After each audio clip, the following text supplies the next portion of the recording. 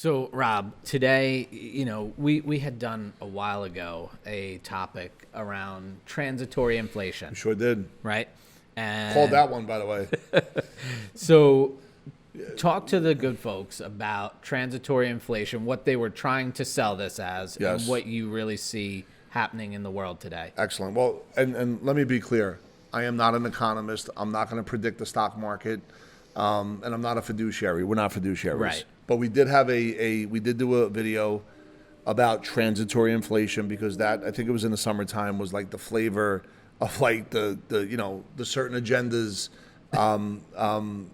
vocabulary. Yeah. It was something brand new that was brought on the scene, and it was transitory inflation. As we fast forward and we see the debacle in Afghanistan, we see that the supply chain, as Joe Biden mentioned, that everyone should know. It's really when someone makes some goods and brings it to our front door, everyone should know what the supply chain is. Unfortunately, there's a bunch of ships out on the West Coast that just can't get into port. They can't get into port because a lot of people there are getting free checks, so they're not going to work, right? And of these, I guess it's like 80 ships. I'm not really sure how many there are, but there's a bunch of goods on there. So if you go to your store, by the time you see this video, this could be 4 weeks later from when we did it, but at least as of right now, post-Thanksgiving, you can't buy anything. And prices, not only in gas, beef, food, whatever the case may be, are skyrocketing. Yeah. So I think what Eddie's saying is, Rob, are we still in transitory inflation? And I'm going to say, no, we're not. Look at the country. We have a $29 trillion deficit. That means the money you owe, I owe, and all you good people out there owe, that's the country's credit card. And the money that we're making is like $24 trillion. So we're running at a $5 trillion deficit, right? And as a result of that, they decided to print more money and prevent goods from coming in so prices could skyrocket. I don't understand the logic, other than to me it sounds manipulated, and they're doing it on purpose, definitely not by accident. It's interesting how the country doesn't have a spending limit, but everybody else in the country does. Crazy. Right? Yeah.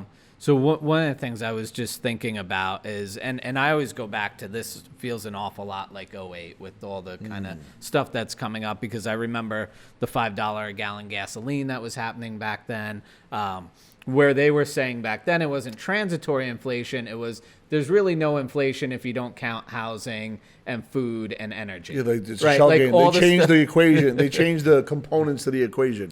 But one of the things that I was just thinking about or talking about was this idea of, what happens with housing, right? I talk to a lot of people all over the country, and everything I hear is that my real estate market is out of control, meaning the prices of houses are too much. And everywhere we turn, the housing inventory is very low. So I got to wonder, what does that look like long term for housing prices and real estate? Because you remember last time the prices got jacked up because of all the predatory lending, right? Subprime loans, that sort of stuff. Yeah, and that's an excellent point. I think right now, as of late November 2021, so I don't know when this video is coming out, but always double check everything we say, I-dot and T-cross. But right now, I think the 10-year Treasury is at 1.6%. Okay. Right? Inflation as of today, according to Google and other sources, is 5.1%.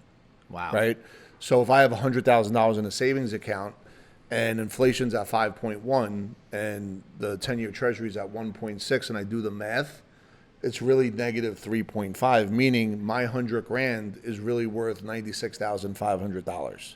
Wow. So you out there, good folks, that if you just put money in savings, and I know if you've been doing it for the last 5 or 10 years, you're like, the market can't keep going higher. Your money is worth less, not worthless, but worth less than the year before, right? There's no leveraging ability. There's no ability to get multiple uses of the money. By the way, the bank or the financial institution where your money's at that's giving you, let's say, 1%, right? They're making like 10 or 20% on your money. So Iceberg Slim, go check them out, would be very proud of that kind of game, right? Iceberg's going to make his money just like the bank. The bank's going to make 10% while you're making 1%, all right? So once again, this is about getting educated, folks. And listen, I know that you're hearing information from everybody in different directions. And one of the things that we specialize in is constant and never-ending improvement through education. Look at all of our videos. Every day we drop. We've had like 380 videos. We're always dropping educational videos. Even below, we have a digital course. If you want to get a do-it-yourself financial planning course on what and how to do it, go check that out. It's 4.5 hours of phenomenal content. Yeah. But at the end of the day, Eddie, inflation is like a stealth bomber. Yeah. You don't see it coming until after it's done. And all these folks right here in New Jersey, you get a married couple making $80,000 a year, and they got 2 kids and their rent is $2,500 a month. Guess what? They have no money at the end of the month. No money. They have no money at the end of the month, and it's a married couple making 80 grand. Yeah. The tax on inflation is horrible. It's erosionary, and it's destroying the middle class. Yeah, and it's something that people don't hear about enough, and I think it tries to get swept under the rug, but it's a real challenge. Yep. And this is not meant to be, fear mongering or any of that stuff. We're just telling you the truth. It's really about educating. And one of the things that I've always heard, I don't know who said it, was it doesn't necessarily matter what's going on in the economy. Yep. What truly matters is your own personal economy. Or your philosophy, tied to your economy. Exactly. Yes. Excellent point. Yeah. I agree with that 100%. Yeah. And to your point about 2008, if we look right now, once again, late November 2021, the NASDAQ's at an all-time high. Yes. The S&P is at an all-time high. Yep. As I understand it, real estate's at an all-time high. Yep. I believe crypto's at an all-time high. Yeah. Right? I'm assuming NFTs at all-time highs. I would imagine. And you said something about people could buy real estate in the metaverse, so I'm sure that's at an all-time high. Yep. Right? So if all of these are at all-time highs, however, if rates are still low, yes. 1.6%, Yep. 10-year treasury, Yep. people have to take on more risk with the money. Where else are they going? Right? They just printed 4, 5, I don't even know the final number of how much money's been printed at this point. Yeah. I want to say 6 million. I could be off on that. But if you truly think about what's happening right now, and I'm not an economist and I'm not predicting the stock market, what I'm sharing with you is to get educated on history. It doesn't repeat itself, but it does rhyme. And if you understand, and Eddie, this is so important, brother. If you understand history itself, go back to World War II. At the end of World War II, the highest tax bracket was at 90%. Right? Ronald Reagan, you know what Ronald Reagan said? What? Because he was an actor back then. He said, I was done all my movies by June because I didn't want to get taxed. Right? Wow. You go to the you want to go to the mid 60s, I think it was like 70%. And then during the Reagan Revolution of the early 80s, it went down to 50%. Right? So once you understand these tax trends, now the game is a little bit different. Yeah, we're at 30, whatever the number is, 35 right now for the highest tax bracket. But the stealth tax of inflation jacks that number up. And I think today this is not about fear, it's about education. But it's also about getting your money right and getting your mind around your money right. Because listen, all you folks out there, you get mad at me on TikTok whenever we talk about 401ks. Like as if I'm doing something wrong. But there's 7 other people that get paid or 6 other people that get paid on a 401k before you do. You have the federal government. Yes. You have the state government. You have the local tax. You have Social Security. You have Medicare. Then the advisor. And then, oh, by the way, you get your money after that. I want you to think about that. Yeah. So from That's a really good point because I don't think people think about that. Iceberg Slim. Yeah.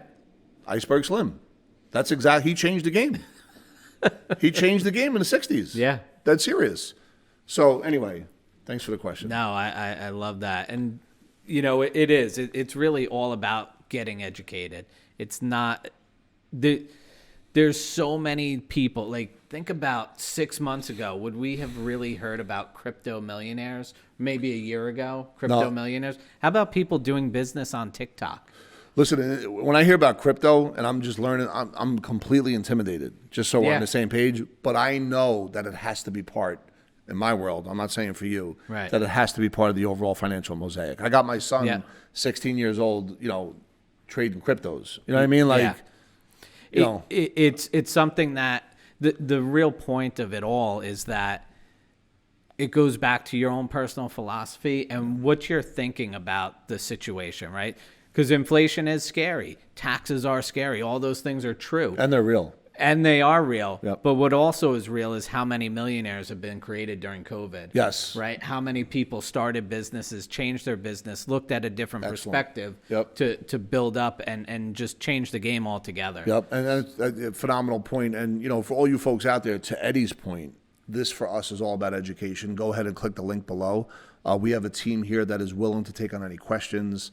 There's no obligation on your part. We are totally all about free education and free, process. If you have any other questions, we want to answer that. And if it goes a little bit further and you want to take the evaluation even further, we can have conversations like that as well. Absolutely.